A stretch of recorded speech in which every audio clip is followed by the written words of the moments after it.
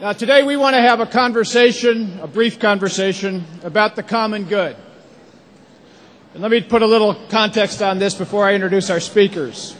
If you were at the first session, Stan Greenberg talked about how there was an enormous opening for progressives and for Democrats in the current failure of the right. But there was one small problem, which was that the public couldn't figure out what Democrats stood for. And if you heard Nancy Pelosi and Hillary Clinton and John Kerry today, they in fact laid out a series of pretty bold policy proposals. Representative Pelosi said they're going to, Senate and the House are going to unite on a set of proposals they're going to release tomorrow. But there's some sense that policy proposals alone, while good in drawing the contrast, aren't enough. One argument is, well, people don't vote on policy. They vote on character. That's a question for candidates and how they present themselves.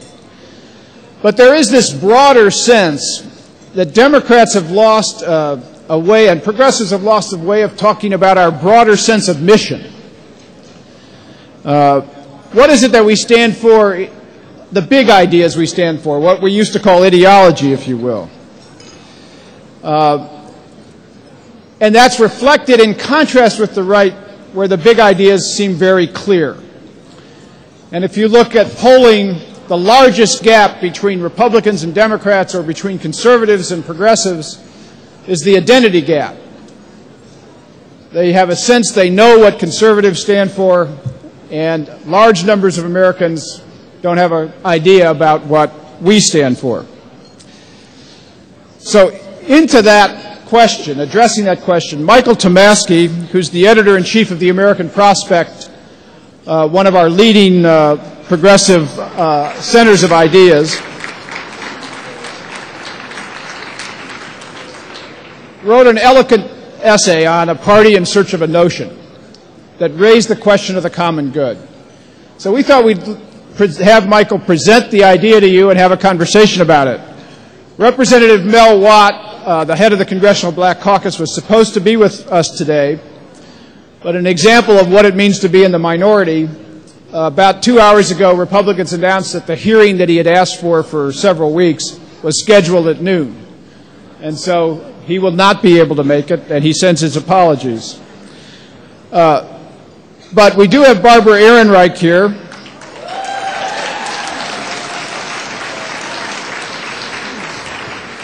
I'm sure all of you know Barbara. Her books, Nickel and Dime, Debate and Switch.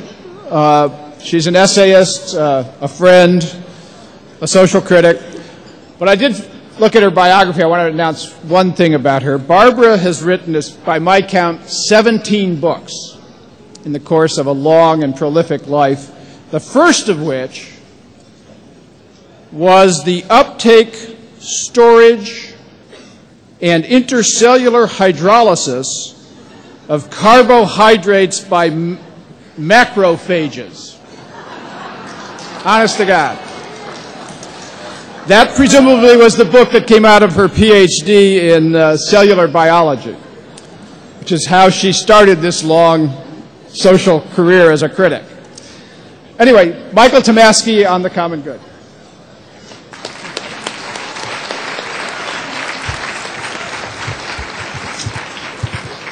Now that you mention it, I think I'd rather discuss cellular biology. Thank you, Bob. I want to say first, geez, look at this.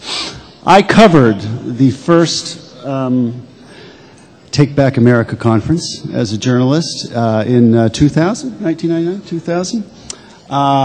It was held, some of you are in Washington, maybe you know this room, it was held in the ballroom on the top floor of the National Press Club. That's a reasonably large ballroom, but it's large in the sense of like 200, 250 people. It's not large in this sense. So what this has grown into is really an amazing thing. So hats off to you. Yeah, go ahead. Roger Hickey and everyone else involved with putting this together. I'll be really quick. We don't have a lot of time. Bob, though, summed up pretty well the genesis of my article and my argument. I started thinking after the election in 2004 about what the Democrats and liberals and progressives what were the fundamental issues that face us. And I was going to a lot of meetings, some of which Bob was at, some of which he chaired, where people were talking about what went wrong with the election, and some people would say Iraq, and some people would say national security, and some people would say no credential on fighting terrorism, and someone would say the gay marriage initiatives in the 11 states. And we'd go back and forth like this for a while. Then always someone would just go, it was always like that, looking down at the table, the deep breath, the nodding of the head. The problem is that people just don't understand what we're for. And that always kind of, that's not really an applause line.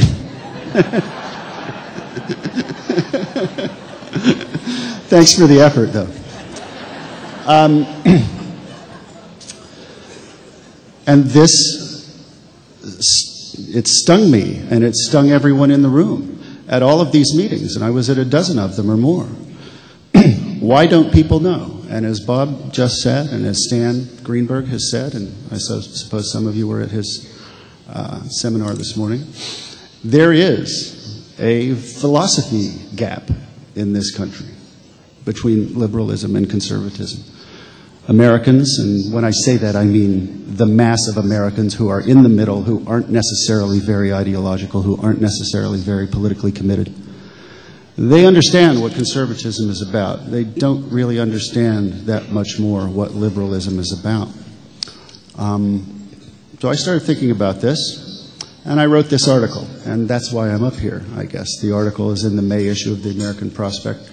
It's called Party in Search of a Notion, and I think, if our well-oiled PR machine is indeed well-oiled, we'll have some copies out there that you can pick up if you haven't read it.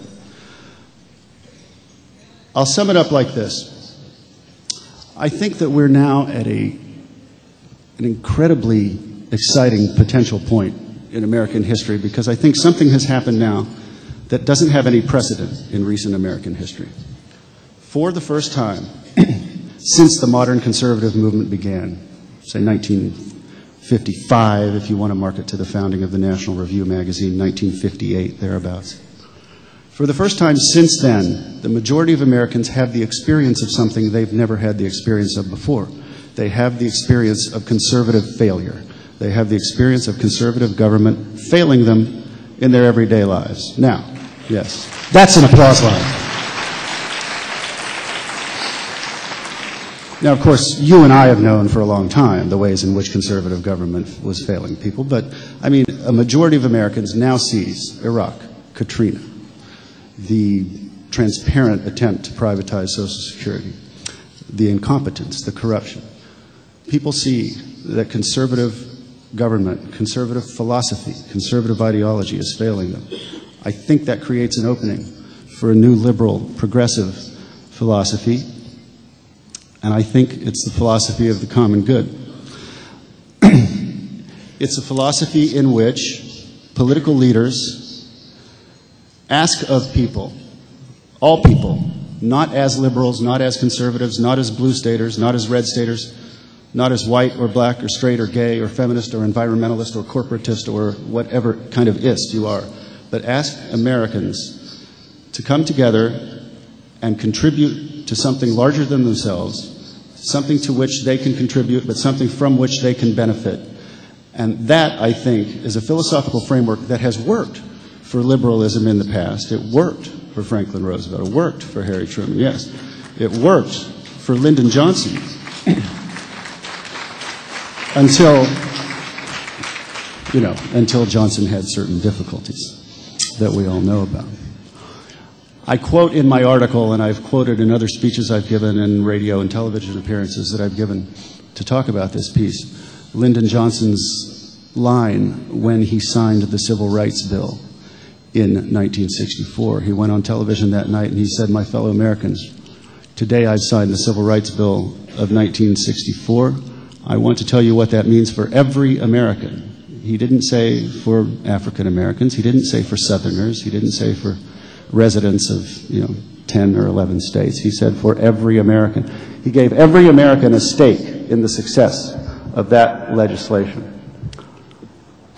Now things fell apart for our side a little bit in intervening years, and you know, we can all have different interpretations as to why that happened. I have mine. It's in the article. I don't want to talk for too long, so I won't go into the details of it. But I do think that the collapse of conservative philosophy creates a great opening now for our side, for political leaders on our side, for all of us, actually, for each one of us. And I think that the Democratic leaders have to seize this ground, and they have to start arguing with Republicans and with conservatives on the level of political philosophy and show them that liberal philosophy actually is appealing to people and actually can answer the questions that people face much more effectively than conservative philosophy has in the last 6 years. And they're afraid of doing this. I know they're going to be, you know, a little skittish about doing it. Their pollsters have been telling them, no, no, no, no, God, don't talk about philosophy. Don't talk about ideology. For God's sake, don't use that word, that L word. For God's sake, don't. Well, I don't think they're going to be using the L word anytime soon. But I do think that they can talk about the philosophy of the common good. They have been talking about it. I gather that John Kerry was using that phrase, tossing it around this morning. This actually scares me a little bit because, like, those of us who write these kinds of articles, we always secretly hope that the Democrats aren't going to take our advice, because then we can spend the next couple years complaining that, you know, if only he had taken my advice, you know, everything would be fine. But now they kind of are taking my advice. It's really terrifying, because what if it flops? Is my career over? But I think it's a good framework. I think it's a good philosophical framework for a progressive revival on an issue like energy independence, on which Bob has done a tremendous amount of great work, the Apollo Project. I think political leaders can say to people, this is a problem that our country faces. We know our country faces it. We cannot ignore it. We ignore it at our peril. Conservatives are ignoring it. They don't want to do anything about it because of their oil buddies and because of a whole lot of other reasons. We can do something about it. But we can't fix it with tax cuts. You and your neighbors can't take your tax cuts, band together, and come up with a program to get America into a state of energy independence. We can't do it in a society of radical individualism. We can do it only in a society in which we all pull together and we all work toward a common end. That's the kind of thing I'm talking about. That's where I'll stop. Thanks very much.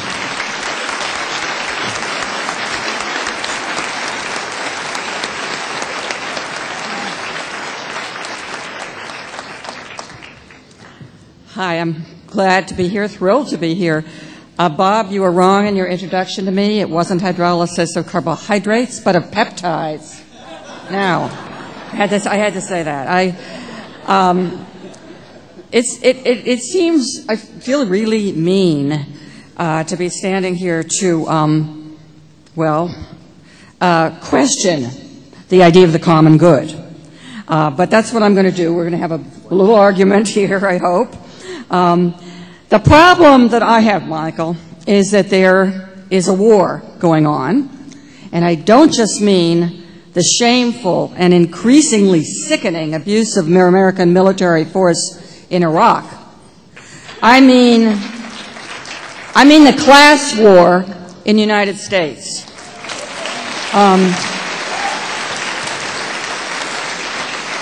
Talk about an asymmetrical conflict. It is a class war here. We see wages being held down and salaries for many salaried people. We see rising prices, and I suspect that Senator Harkin went through his little list of how much, tuition, gas, housing, and health care have gone up in just the last 6 years. It's about 50 or 60% for most of them. We see a perpetual low-level not low-level all the time, but we see chronic layoffs affecting white-collar and blue-collar people all the time.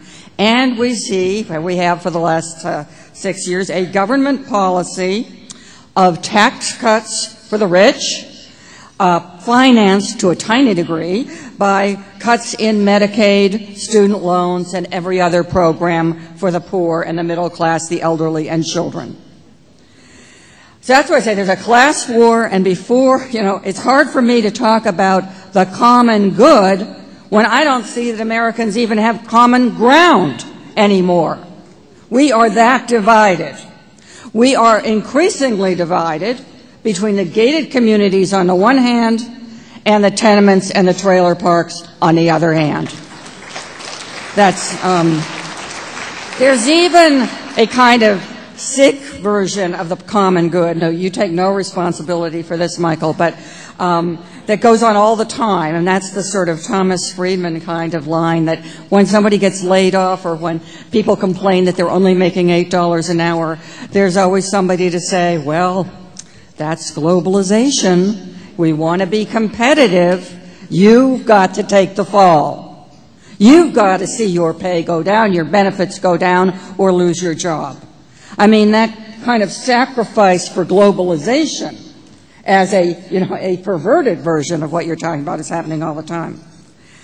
Now, I think, what I would push for as a liberal and progressive sort of message is that poverty, and by poverty I don't just mean, some people, I mean the threat that hangs over each and every one of us, that poverty is a moral issue.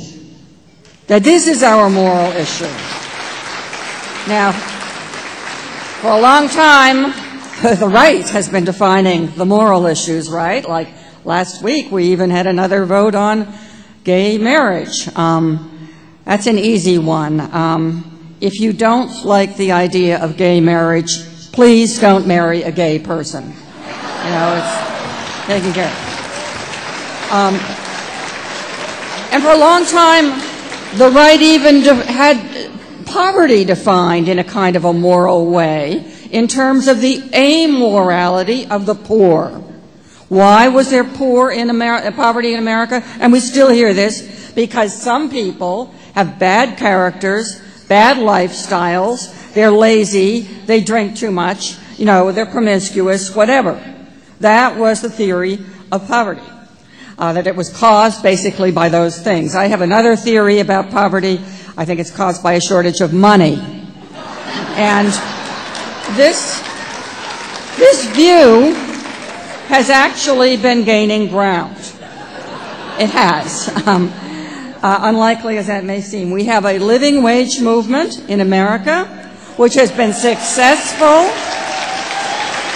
in over 120 cities.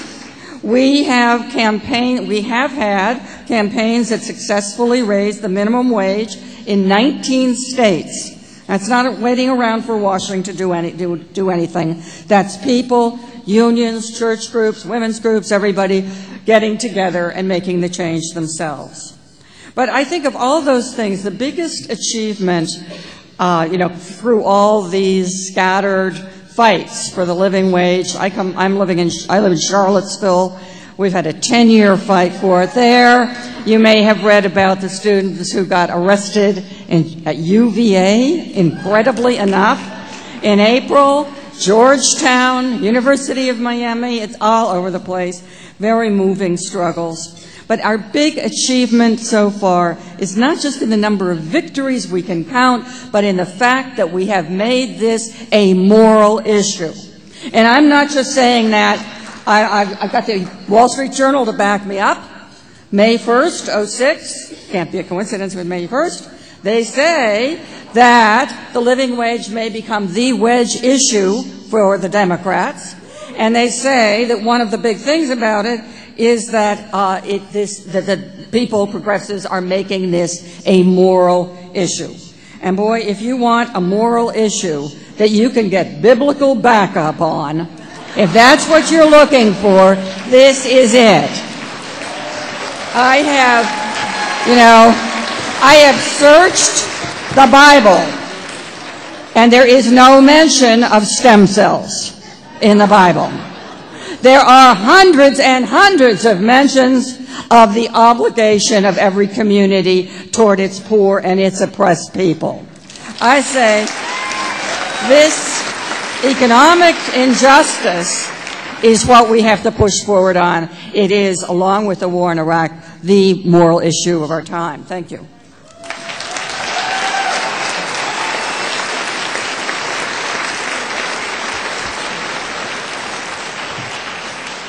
So the question, Barbara, is why does the class war make it impossible to have a common good argument? Let me just push you a little bit on that. When Roosevelt and Keynesianism was at its height, the argument was if you empowered workers and had unions and they captured a fair share of the productivity and profits they were helping to generate, and you raised the minimum wage and you built the Social Security and the safety net, et cetera, of the New Deal, that by creating demand and increasing income, you would fuel an economy and everybody would prosper. We would all grow together. And in fact, for that period from World War II to when conservatives took over, if you looked at the charts, Americans did grow together. The rich got richer, but the middle class and the poor did better also. And so there was a kind of sense that there was a class-based economic argument, if you were, that was about the common good. So the question is, are we, globalization, the corporate offensive, the class war that you mentioned, busted that apart, and Keynesianism fell apart over stagflation in the wake of the war, Vietnam War. But is there not a way to get back to that argument that says not only is the minimum wage a moral issue, but to go back to an economics that says a class-based economics is in fact part of the common good? Yeah, in fact, I actually use that expression, the common good, pretty often when I'm talking to groups. As you know, I didn't get it from you, but you're found it now. I'm for the common good, the special good as against evil most of the time. And I think, you know, and I like to make the points you just made, Bob, by saying, hey, you know, in the long run, Walmart's not going to have anybody to sell things to if they don't begin to pay the workers a wage they can live on. You know, to make that kind of argument. I think it's a matter, I guess, of priorities, what comes out of your mouth first. And in a time that I see as one of war, class war, the first thing I want to emphasize is that we've got to fight on our hands. And we're, you know, and we as liberals and progressives are willing to you know, hold up the standard in that fight. And I think it's a good way to turn to you, Michael. The problem, the common good is a very evocative phrase, and of course every politician, right, left, and center is for the common good. So the question is, what's the hard edge of it? What gives it content that makes it define a difference, a stark difference, us versus them? And that makes it ideological, if you will, a contrast with where they are. Yeah. And how do you respond to Barbara's sense that, look, we're in a war, let's at least start fighting first and before we declare a universal peace? Oh, Barbara's right. Barbara's right. Who declared universal peace here? Look, we're absolutely in a war. We're in a surreal war. We're in a situation where the man who says that poverty as a result of the lapse in morality is the same man who came up with the phrase compassionate services. And we're so said in 2001. We're in an insane situation. Barbara's right on the substance. I guess I think that the question, there's a substantive question and a political question. The political question is, every 4 years, it comes down to this, and there are other political questions, but the political question comes down to every 4 years persuading the a majority of the 12% of the movable vote that your idea is better than the other people's ideas. Each party has about 33-34% locked up, no matter what they do. You could run a horse and you get 43%. So that makes about 88%. So that means 12% of the people are movable and decide it's good. Now some of those 12%, I don't know, they do vote on your stuff. But some of them listen to things. And I think that the formulation that I'm talking about is persuasive to those people. These aren't right-wing people, these aren't right-wing people, these aren't people who are out buying animals and books. Normal Americans like living their life and trying their best not to pay too much attention. And I think polling shows that unfortunately, I wish Barbara were right, I think polling shows you that unfortunately they're not necessarily a responsible class forming up. This was the reason we know that they hope they're going to get rich someday, that they hope they're going to be part of the overall working class. I think a different kind of rhetoric could be more appealing to that particular group of people. What gives me as far as an edge? Well, I mean, there's no conservative common good. They pretend to be for it sometimes in certain ways, right? Like they're lying and saying that the vast majority of them are tax debts and helping the middle class.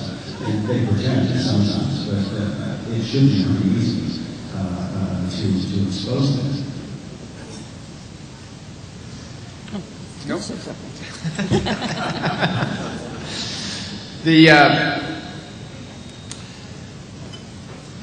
I wanted to go back on the question of polling a little bit. What's interesting about this, if you actually talk to pollsters about the notion of a common good argument that calls on people to sacrifice, which if it has an edge, it must have that edge, that we are saying to people, come together about a greater purpose that we share in common, but we're going to call on you to sacrifice. In fact, the reason the pollsters, as Michael said in his first remarks, say to the candidates, don't talk like that, is it doesn't poll very well. People immediately are suspicious, I take it, are suspicious that you're after their wallets again and you're going to give it to people that aren't them. But for whatever reason, Andrew Kohut, who runs the Pew polling and does extensive polling, he and I had a conversation about this, and he said, doesn't work in modern America. So it's not necessarily the wrong argument because it doesn't poll well. I wouldn't, but when you when you base it on polls, I think that's probably not the place that's your strength. I do think that in the wake of this conservative era, which is about, you're on your own, I got mine, Jack, good luck, if you winner take all, sink or swim, social Darwinism, that the notion that we're in this together, which comes from your article, the notion that we're all in this together and that we have shared purpose is a very evocative notion. I do think that for Americans in the modern world and for politicians listening to pollsters, the notion of shared sacrifice is a statement of courage. And I think that's a good thing. It's a good thing to hold them to, but it is a statement of courage. Yeah. Go ahead. Yeah, and I think that, all of us who are here today have that sense in us that that we're concerned about something beyond our own individual lives. That we want to be together and be part of a project to make America something we can be proud of again. We're here out of a sense of love and solidarity that goes way beyond this room. I mean, that is our motivation. And that is a motivation, I think, that resonates with an awful lot of people who have not bought into the ownership society and notion you just take care of yourself. But I also think that we can't kind of leap to that entirely as we talk about the condition of this country. We are motivated. We want more people to be motivated by that passion for advancing the common good. I'll give you that. Okay. But that right now, we have to acknowledge how desperate a situation it is for so many people. Sure. I looked at a poll not too long ago, since we're on polls.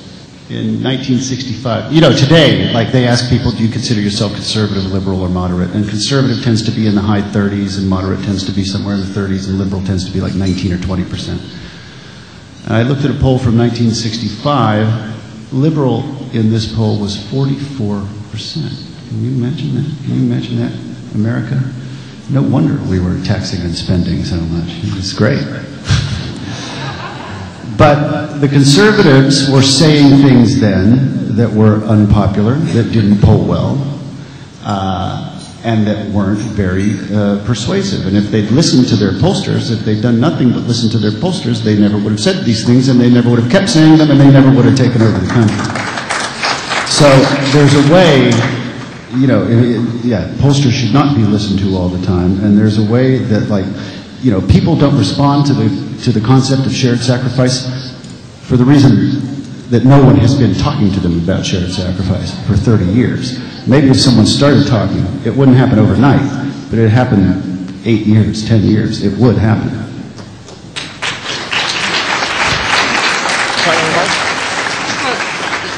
Just one thing. I think you're right, but I agree, and there shouldn't be a discussion about focus groups or polls or anything like that. But you know, I think that the class anger level has been rising here very dramatically since 2003 in Enron. Since we now see the average CEO making $10 million a year. I mean, these are not any more radical things to say. Now, people see it. It's not only the uninsured, as the governor of Iowa was talking about. It's the people, who can't afford health care even with insurance. The whole, things have changed in 4 or 5 years. And I think the level of anger has really changed. Okay, well, thank you all very much. It's the beginning of the discussion, not the end of it. Michael and Barbara, I hope, will be here to take a conversation and have it out, but it's already 2:20. And our people are a little anxious that we get closer to our schedule. So come talk privately, but thank you all.